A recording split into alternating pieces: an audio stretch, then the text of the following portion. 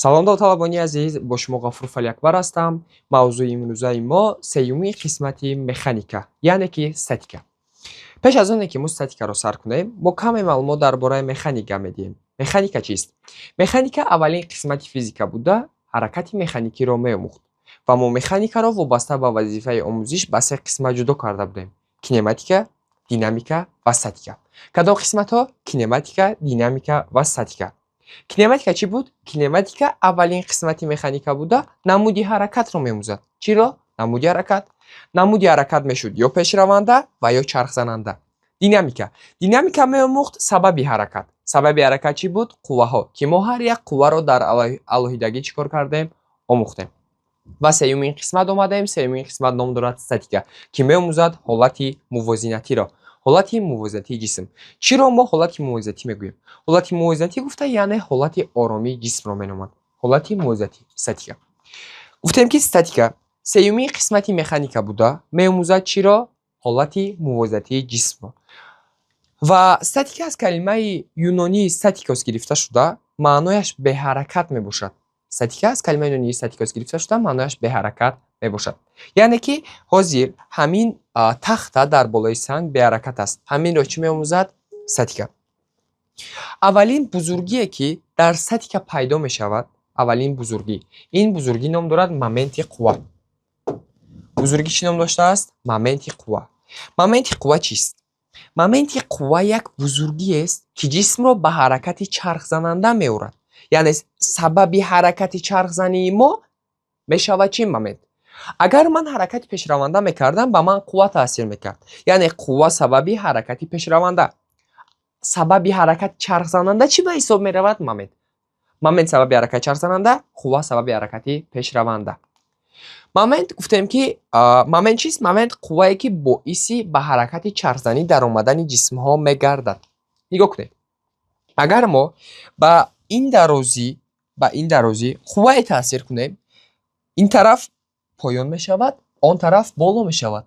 Ва вақте ки боз зиёдтар қувва таъсир кунем, ҷисм чӣ кор мекунад? Ҳаракати чархзананда кардан мегирад, ки сабаби ҳаракати ҳамин чӣ шуд? Моменти қувва. Яъне ки моменти қувва, ин қувва, ин чӣ? Қувва ба дарозӣ. Қувва ба дарозӣ. Вақте қувва ба дарозӣ таъсир мекунад, инро меноманд момент. ҳосили зарби чӣ? Қувва ва дарозӣ чӣ мешавад? Момент. нигоҳ кунед. Ин як карусели баланс ном дорад. Карусели баланс. Шумо ин каруселиро дидаед. нигоҳ кунед. Дар як тараф як ҷисм мешинад, дар як тараф ҷисми дигар. Дар ин ҷо қувваи таъсиркунандаи якум, дар ин ҷо қувваи таъсиркунандаи дуюм. Ва дар ҳар яктаи онҳо дарозӣ доранд, ки инро меноманд дарозии китф ва ишора мешавад бо Д. Қувва бо Ф. Моменти қувва чист? Моменти қувва бузургиест, ки сабаби ба ҳаракати чархзанӣ дар омадани ҷисмҳо мегардад. Дар давом мо дорем моменти қувва. Моменти қувва ду нав мешавад: моменти мусбат ва моменти манфӣ. яъне ки момент чанд хел мешудааст? Моменти мусбат ва моменти манфӣ. Кадом моментро мо моменти мусбат ва кадомашро моменти манфӣ меномем? нигоҳ кунед. Ин моменти мусбат аст, ин моменти манфӣ. Ман чӣ хел фаҳмидам? Ман фаҳмидам ки ман вақте ки ҷисмро муоина кардам, нигоҳ кардам ки тарафи якум вазнинтар аст.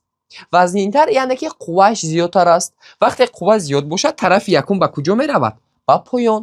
Ва ҷисм ҳаракаташ ин хел мешавад. яъне ки муқобили ақрабаки соат. Муқобили чӣ? Муқобили ақрабак. ҳангоме ки қувваи якум зиёд аст ва ҷисм муқобили ақрабаки соат ҳаракат карда истодааст, ин моментро меноманд моменти чӣ? Мусбат. ва моменти манфӣ баръакси ин. моменти манфӣ вақте ки тарафи ҷисми дуюм вазнинтар аст ва ҷисм ҳамсамти ақрабаки соат меравад. ҳамсамти ақрабаки соат равад, инро чӣ меноманд? Моменти манфӣ. яъне тарафи дуюм вазнинтар бошад ва ҷисм ҳамсамти чӣ равад? Ҳамсамти ақрабаки соат равад. инро мегӯянд моменти манфӣ. Момент ба ду гурӯҳ ҷудо мешавад: моменти мусбат ва моменти манфӣ. Моменти мусбат муқобили ақрабаки соат, моменти манфӣ ҳамсамти ақрабаки соат. Тамом. Дар давом мо дорем қоидаи моментҳо. қоидаи момент гуфта чиро меноманд? Қоидаи момент ба як савол ҷавоб медиҳад. нигоҳ кунед. мо се расмро муоина карда ба як савол ҷавоб медиҳем.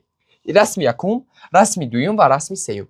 савол чунин аст: чаро як паллаи тарозу ба паллаи дигари тарозу, чаро як паллаи тарозу ба паллаи дигари тарозу ва чаро як паллаи фашанг ба як паллаи фашанг баробаранд? яъне ки дар ҳолати мувозинатанд. اگر این موازنیت نمیشد یک طرف وزنینتر یک طرف بالا میرفت، یک طرف پایین یک طرف بالا میرفت. اما هر سه اینها در حالت چیان؟ موازنیت. سوالی که ما جواب میدیم چرا آنها در حالت موازنیتن؟ نگاه کنید. برای چی آنها در حالت موازنیتن؟ درازی دو درازی داریم. درازی یکم با درازی دوم برابر است. قوه یکم با قوه دوم برابر است. یعنی F1 D1 F2 D2 چی برابر است. ما در دینامیکا خوانده بودیم اگر دو پلای ترازو برابر باشد یعنی که مسای جسم چی است؟ برابر است. اگر مسای جسم برابر باشد یعنی قوه تاثیر کننده آنها نیست به یکدیگر چی اند؟ برابرند. FD آنها به یکدیگرشان چی اند؟ برابرند. یعنی کدام بزرگی برابر شده میتواند؟ بزرگی مومنت. بزرگی چی؟ مومنت. ما میتونیم گوییم که کدام وقت جسم در حالت موازنیت میآید؟ وقتی که مومنت یکم با مومنت دوم چی باشد؟ برابر باشد. ما مومنت گفته چی را در نظر داریم؟ قوه یکم ضرب درازی یکم، قوه دوم ضرب چی؟ درازی دوم. در حالت دوم در حالت سوم هم همین چیز است. یعنی که مومنت یکم با مومنت دوم چی است؟ برابر است. مومنت یکم با مومنت دوم چی است؟ برابر است که جسم در این حالت قرار دارد. نگاه کنید. من به جای مومنت میتونم نویسم F1 D1 F2 D2 نویسم. در دوام نگاه کنید. من دقت کنید. F1 رو اگر کشویم M1G ضرب D1 شد. F2 رو کشویم M2G ضرب D2. دقت. این فرمولا از کجا حاصل شد؟ از فرمول قوه وزنینی. با جای F من MG نویسم. من میتوانم G رو با یکدیگر اختصار کنم. بله، چرا میتوانم اختصار کنم؟ برای که آنها با یکدیگر برابرند. فرمول نو حاصل شد M1 D1 برابر M2 D2. یعنی که شما در مثال کار کنی، در گرافیک کار کنی استاتیکا یا این فرمول را استفاده میبرید یا این فرمول را چی استفاده خواهد برد. در دوام ما داریم چی؟ داریم شرطی برابر وزنی. شرطی چی؟ برابر وزنی. یک سوال. اگر مومنت برابر 0 باشد ما درباره این چی گفته میتوانیم؟ مومنت برابر 0 باشد ما یک چیز گفته میتوانیم. مومنت چی در کار بود؟ وظیفه مومنت چی بود؟ وظیفه مومنت این جسم رو به حرکت چرخاننده آوردن. اگر مومنت نباشد جسم حرکت چرخاننده نمیکند. یعنی که سبب حرکت چرخاننده مومنت است. اگر مومنت 0 باشد جسم حرکت چرخاننده نمیکند. چرا باز در اینجا ما سرعت کنجی اضافه کردیم؟ سرعت کنجی برای آن است که وقتی که من در مرکز دوره بودم سرعت کنجی همون وقت پیدا میشد که وقتی که من در مرکز دوره دور میزدم من صاحب سرعت کنجی بودم. در حرکت چرخاننده من صاحب سرعت کنجی میشوم. اگر من حرکت چرخاننده نکنم سرعت کنجی پیدا نمیشود. یعنی که هنگام مومنت با 0 برابر بودن و سرعت کنجی با 0 برابر بودن جسم حرکتی چرخاننده نمیکند. کدام نمودی حرکت کرده میتواند؟ حرکتی پیشرونده. دویم حالت. اگر من به شما گویم که قوه با 0 برابر است چی؟ قوه با 0 برابر باشد جسم حرکتی پیشرونده نمیکند. چرا؟ چون که جسم سبب حرکت پیشرونده است این قوه است. اگر به من قوه تاثیر کند من به حرکت پیشرونده میکنم. اگر قوه تاثیر نکند حرکت پیشرونده نمیکنم. وای کشش. نگاه کنید. اگر قوه 0 باشد جسم حرکتی پیشرونده نمیکند. یک سوال دیگه. اگر هر دوی این در یک جایگی باشد چی؟ هم قوه 0 باشد هم مومنت 0 باشد. اگر قوه 0 باشد من حرکت پیشرونده نمیکنم. اگر مومنت 0 باشد من حرکت چرخاننده نمیکنم. اگر هر دویش 0 باشد من نه حرکت پیشرونده و نه حرکت چرخاننده میکنم. یگان تاش را نمیکنم. من در حالت آرامی قرار دارم. خلاصه از این دو اشاره ما فهمیدیم که اگر جسم هم حرکت پیشرونده و هم حرکت چرخاننده نداشته باشد حالت جسم چی است؟ آرام است. که این رو حالت چی میگن؟ حالت موازنتی مینامند. در دوام ما داریم قاعده طلایی مکانیکا. قاعده طلایی مکانیکا چرا آن رو طلایی نامیدن؟ چون که یگان مخصوصیتی خیلی بلند دارد. برای هر یک انسان مخصوصیتی خیلی بلند دارد. یعنی که قاعده مخصوص است برای همین قاعده چی گفتن؟ طلایی. قاعده طلایی اول من یک جمله رو میگویم در نظر شما خیلی ساده میتوبد. نگاه کنید. مثلا قاعده طلایی چی میگوید؟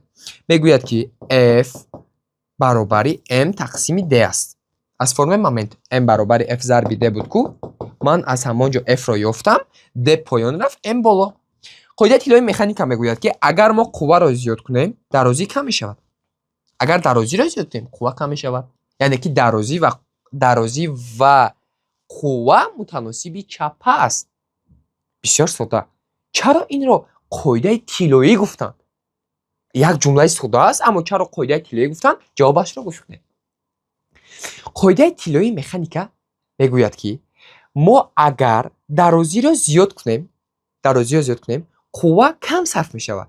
اگر قوه را زیاد کنیم درازی کم صرف می شود. نگاه کنید. وقتی که ما چیزی رو کم صرف میکنیم ما آن را از آن برد میکنیم. یعنی که ما آن را در خود نگاه داشتیم و از آن برد کردیم. سوال چنین است: با ما لازم است که ما از قوه برد کنیم یا از درازی برد کنیم؟ جواب: از قوه برد کنیم.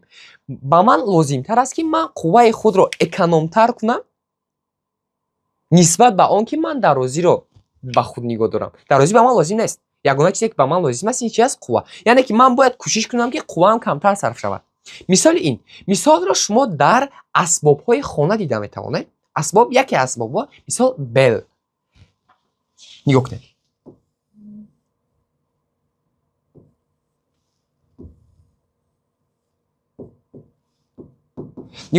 بلی خانه اگر درازیش کوتاه باشد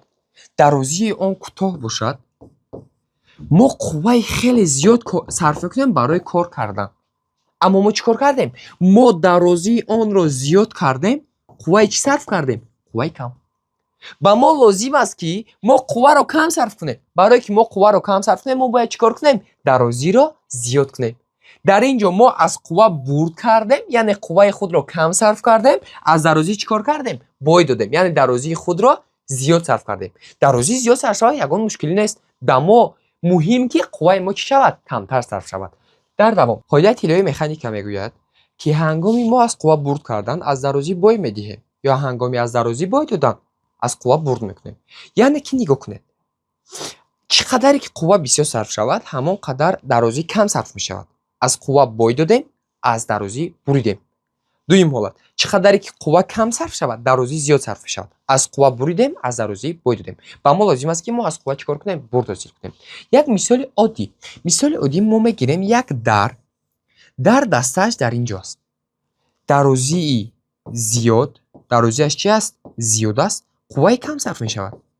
دویم حالت ما میخواهیم که دسته در رو در این طرف چسبانیم اما باز همین طرف کشیم. مثل همین در کشیده شود اما دستش رو در اولی در چسبانیم. درازی رو ما چیکار کردیم؟ درازی رو کم کردیم. در اینجا قوه چی صرف می شود؟ قوه زیاد. ما از درازی بای دادیم از درازی بریدیم از قوه چی؟ بای دادیم. یعنی که درازی رو ما کم صرف کردیم برای خود درازی بریدیم اما از قوه بسیار صرف کردیم از قوه بدادیم. برای ما لازم است که ما از درازی بریدیم و از قوه چیکار کنیم؟ برد حاصل کنیم. قاعده طلایی مکانیکا همین است. یعنی که با همه گونه اسباب همین رو دیده میتونیم. در آنجا ما درازی زیاد داریم قوه کم صرف میکنیم. مثال اسباب های کشت و کار بل گفتیم یکی از آنها را درازی چی دارد؟ زیاد دارد. ما در آن قوه کمتر صرف میکنیم. اگر درازی آن مای دهک باشد قوه چی صرف میشود؟ قوه زیاد صرف میشود. این بود قاعده طلایی مکانیکا. و بعد این میگذاریم حالت های موازنت. چی میگذاریم؟ حالت های موازنت. موازنت گفتن حالت آرامی جسم ها را مینامد. یعنی که بعد حرکت جسم به حالت موازنت میآید. ما سه حالت موازنت رو دیده میتوانیم. کدام حالت ها؟ یکم حالت موازنت این موازنت استوار است. دوم نمود موازنت این موازنت نااستوار است. و سوم نمود موازنت این موازنت بتفاوت است. موازنت استوار گفته موازنت رو مینامند که نگاه کنید. موازنت استوار گفتم موازنت رو مینامند که وقتی که ما با جسم قوه تحصیل میکنیم جسم میآید در آخر در جای اولای خود چیکار میکند؟ باز میایستد. یعنی کوشش اجرا نمیشود. کوشش اجرا نشد. این موازنت رو چی مینامند؟ موازنت استوار. یعنی که جسم به حالت اولای خود برمیگردد. موازنت نااستوار گفته وقتی که ما با جسم کم قوه تحصیل میکنیم جسم میرود مسافه خیلی دراز رو طی میکند. برای این چی؟ برای که موازنت چی است؟ نااستوار است. مسافه خیلی دراز طی کرده می شود با قوه خیلی کم. چی ما قوه کم صرف کنیم چی قوه زیاد صرف کنیم مسافه خیلی دراز می شود. سیوم داریم موازنت بتفاوت. موضوعیت چی؟ بتفاوت. موضوعیت بتفاوت چی فرقیت دارد؟ در موضوعیت بتفاوت ما چقدر قوه تاثیر کنیم همان قدر مسافت طی می شود. چنین تاثیر کرده قوهمون، یعنی که اگر قوه ما بسنده باشد که جسم 1 متر رود، چنین 1 متر می رود. اگر 10 متر رود، چنین 10 متر می رود. اما در موضوعیت نااستوار این گونه نیست. در موضوعیت استوار اگر ما کم قوه تاثیر کنیم مسافت خیلی دراز طی می شود. این هست فرقیت نااستوار از چی؟ از بتفاوت. سه نمودی موضوع: استوار، نااستوار، بتفاوت. استوار به حالت اوله برمیگردد، کوشش اجرا نمیشود. نااستوار با قوه کم خیلی مسافت دراز را طی میکند. بتفاوت ما چقدر قوه تاثیر کنیم جسم همون قدر چی حرکت میکند. این بود نمودهای موضوع. بعد این داره مکانیزم های ساده. چرا ما مکانیزمی ساده مینامیم؟ مکانیزم های ساده این اسباب هایی هستند که در انسان یاری میرسونن. برای چی؟ اسباب هایی که قابلیت تغییر دادن قوه و قابلیت برد کردن قوه دارن. یعنی که با واسطه اون اسباب ما میتونیم از قوه برد کنیم یا با واسطه اون اسباب میتونیم که سمت قوه را عوض کنیم. مکانیزم های ساده دو وظیفه دارن: تغییر دادن سمت قوه و تغییر دادن قوه. تغییر دادن سمت قوه و تغییر دادن قیمت قوه. دو وظیفه چی؟ مکانیزم ساده. ما 4 مکانیزم ساده رو با شما می‌آموزیم. کدام مکانیزم؟ یکم مکانیزم ساده این هست فشنگ. یکم مکانیزم ساده چی است؟ فشنگ. فشنگ شما فشنگ ها را در یک نمودی فشنگ را در ساختمان های می‌بینید. فشنگ این نامی گروه اسباب هاست. کدام اسباب ها؟ اسباب هایی که در خود محور چرخش دارند. محور چی؟ چرخش دارند و در گرد آن میتوانند چرخ زنند. با فشنگ میتواند قیچی مثال شود. قیچی هم در موبایل محور چرخش دارد که در گرد آن چیکار میکند؟ دستش دور میزند. این هم یک نمودی فشنگ میشود. ما یک نمودی فشنگ را میآموزیم. این فشنگ در ساختمان ها استفاده برده می شود. این نمودی فشنگ وظیفه‌اش چیست؟ وظیفه‌اش برداشتن بارهای وزنی. برداشتن چی؟ بارهای وزنی. یعنی که این فشنگ به ما کمک میکند تا که ما بارهای وزنی را برداریم. فرمای این فشنگ این گونه است: F1 D1 برابر F2 D2. قوه یکم ضرب درازی یکم قوه دوم ضرب درازی دوم. این هست فرمای چی؟ فشنگ. در دوام دوم مکانیزم ساده این هست فونه. دوم مکانیزم ساده چی نام دارد؟ فونه. رسم فونه را شما دیده میتوانید. فونه نوکش کمی تیز است. نوکش چی است؟ کمی تیز. فونه برای چی استفاده می شود؟ فونه در دهه ها فونه را همچون برای میده کردن چوب ها استفاده میبرند. برای میده کردن چوب. یعنی که فونه رو در بالای چوب میمونند.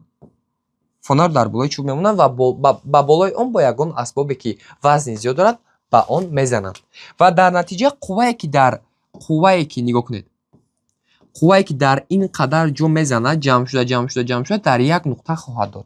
همه قوه‌ای که در آن قدر جا داد با کجا میدهد؟ به یک نقطه. این هست وظیفه فونه. فونه یعنی که قوه رو جمع میکند و به کجا میدهد؟ به یک نقطه. فرم دارد F عمومی برابر F1 جمع F2. سوم مکانیزم ساده این هست غرغره به حرکت. غرغره چی؟ به حرکت. غرغره به حرکت را ما در کجا دیده میتوانیم؟ اگر من به نزد چاه روم و به من لازم باید که من از چاه آب بردارم، من خود رو خم میکنم، از آنجا آب میگیرم. در اینجا امکانیت دارد که من به درون چاه افتم. من چیکار میکنم؟ من میگیرم مکانیزم ساده غرغره به حرکت رو بر آنجا وصل میکنم. غرغره به حرکت رو نگاه کنید چه خالی است. غرغره به حرکت رو من وصل کردم.